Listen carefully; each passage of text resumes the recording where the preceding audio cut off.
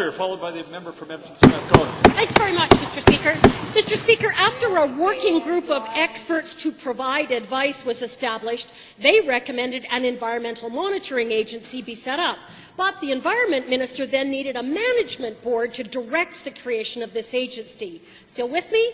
Big promises, little results. To the Minister of Environment and SRD, how is the process more transparent when the Cabinet took from June to October to review, vet, and who knows, rewrite this report before the Minister released it? Honourable Minister. Well, thank you, Mr. Speaker, and quite frankly, this process has been very open and transparent. We received the report at the end of June. As we had the press release a week ago, certainly the writers of the report were very open in saying how quickly government responded to this and how quickly we responded to taking action on all of the recommendations. And so from the writers of the report themselves, really commending us for the quick action that we're taking to this report. Yes, I know. Hand-chosen patronage is certainly arm's length. Can the minister point out exactly where in the current budget the funding for the expert group and the management board can be found, and where and when exactly will the $50 million come from to run this agency? Where's the money? Honourable Minister. Well, thank you, Mr. Speaker. And early when I was appointed to this ministry, the first thing I did was to make sure that we would have money in our budget, $3 million to be there, to make sure that we had money for the writing of the report and the implementation of this.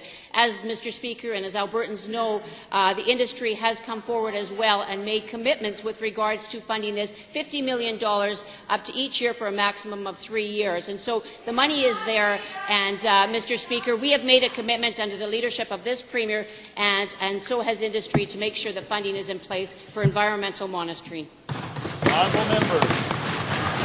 Well, send me a copy of the budget with that $3 million underlined, because I'd like to see it. Back to the same minister. Why doesn't the minister see the conflict of interest created here when industry is supposed to fund and self-monitor, and if non-compliant, then it becomes the polluter pays? How is this not a conflict of interest? Honourable Minister.